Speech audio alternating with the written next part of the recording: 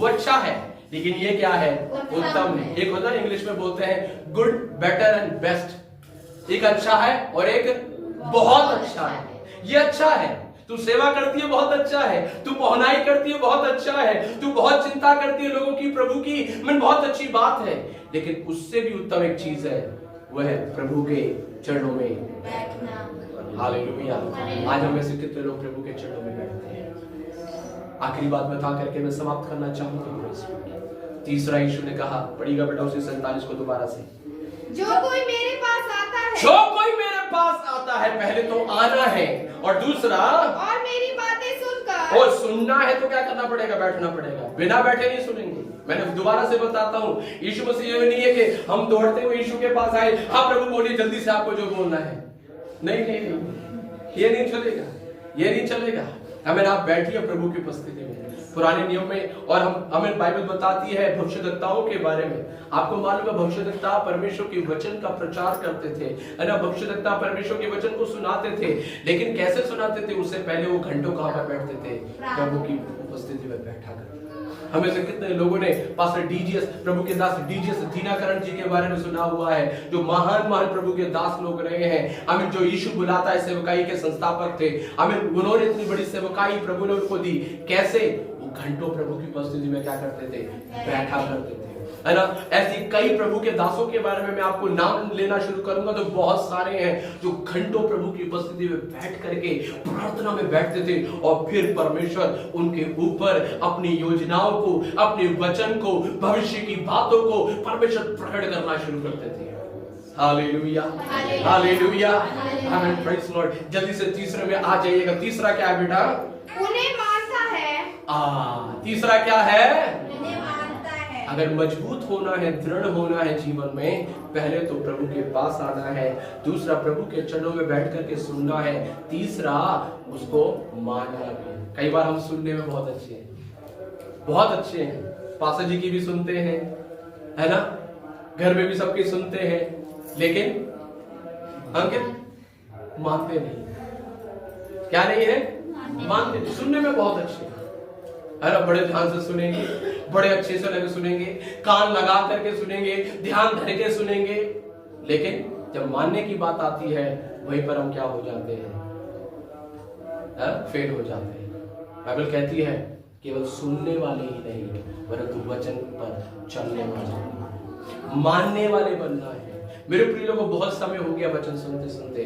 जब मैं हमारी इस कलीसिया की बात करता हूं, हम कितने सालों से प्रभु के वचन को सुन रहे हैं, कितने समय से प्रभु के वचन को सुन रहे हैं, लेकिन सवाल यह है, क्या हम प्रभु के वचन को मान रहे हैं? क्या हम प्रभु के वचन को मान रहे हैं? क्या आज परमेश्वर हमसे क्या चाहता है? परमेश्वर आज्ञाकारिता चाहता है ना? हम कई बार बड़ी आराधना करते हैं, तालियां बजाते हैं, गीत गाते हैं, बहुत अच्छी बात है, लेकिन बाइबल कहती है बलिदान से उत्तम क्या है? आज्ञा का पालन करना।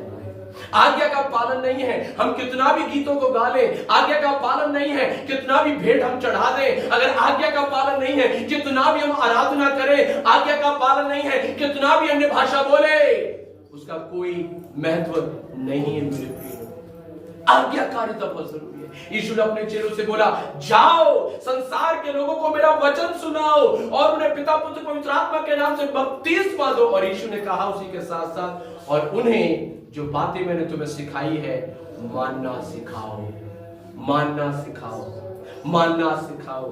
मैं आपको क्या सिखाना चाहता हूं? मैं आपको आज्ञा नहीं सिखाना चाहता, मैं आपको आज्ञा मानना सिखाना चाह रहा हूं। आज्ञा मानना सीखे, आज्ञाकारी बने, आज्ञाकारी बने। और यीशु ने कहा, जो कोई मेरी ये बातें सुनकर उसे मानता है वो उस व्यक्ति के समान है जिसने क्या किया? मिट्टी को खोदा। क्या किया? खुदाई किया, और खुदाई करने के बाद जब उसे पत्थर यानी कि चट्टान मिल गई, उसे चट्टान पे उसने अपना घर बना लिया। Hallelujah, hallelujah. जैसे जैसे आप और मैं आज्ञा का पालन करते जाएंगे, वैसे वैसे मैं और आप उस चट्टान के ऊपर निर्भर होते जाएंगे। और मेरे प्रिय लोगों, जब हम परमेश्वर के ऊपर निर्भर हो जाते हैं ना, मैं आपको बताना चाहता हूं, आप समस्याओं के बीच में भी, कठिनाइयों के बीच में भी आपके अंदर एक हियाव होगा। समस्या है, लेकिन कोई बात नहीं, मेरा परमेश्वर मेरे साथ है, मेरा परमेश्वर मेरे साथ है, मेरा प्रभु मेरी अगुवाई करने के लिए मेरे साथ है। वो एक हियाव, वो एक कॉन्फिडेंस आपके अंदर आ जाएगा, वो एक विश्वास, एक भरोसा आपके अंदर आ जाएगा, कोई मेरे साथ नहीं है, कोई बात नहीं। दाऊद कहता है, चाहे सेना मेरे खिलाफ पांति बांध दे, चाहे 10,000 मेरे खिलाफ खड़े हो जाए, फिर भी मैं नहीं डरूंगा। कारण पता है क्या है? क्योंकि उसका घर किस पे बना हुआ है? चट्टान पर बना। Hallelujah, hallelujah. भाई अपने घरों को चट्टान पर बनाना शुरू करें, आज्ञाकारी बन जाए, प्रभु के वचन का पालन करने वाले बन जाए। मेरे प्रिय लोगों, यह आज्ञाकारिता अगर सीखनी है तो हम पता है किससे सीख सकते हैं? हमें पास्टर जी को मत देखिएगा, पास्टर जी से भी बड़ा एक पास्टर है जिसका नाम यीशु मसीह है। स्वयं हमारे प्रभु यीशु मसीह के जीवन को देखिएगा। बाइबल कहती है कि यीशु मसीह कब तक आज्ञाकारी रहा? कब तक आज्ञाकारी रहा? हमारी आज्ञाकारिता पता कब तक है?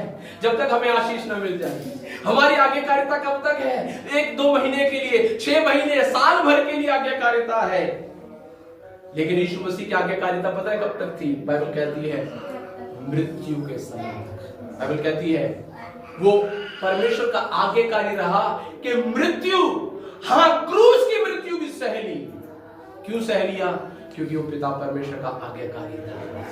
इसलिए परमेश्वर ने बोला हमें, हालेलुया, ये मेरा प्रिय पुत्र है जिससे मैं प्रसन्न हूं। हालेलुया। जब आप परमेश्वर की आज्ञा का पालन करते हैं, जब हम प्रभु की आज्ञा का पालन करते हैं, हम क्या बन जाते हैं? परमेश्वर की प्रिय संतान बन जाते हैं, है ना? सब संतान है, सब क्या है? संतान है। लेकिन एक होती है जो प्रिय संतान। याकूब के 12 बेटे थे, लेकिन 12 में से यूसुफ को क्या करता था? सबसे ज्यादा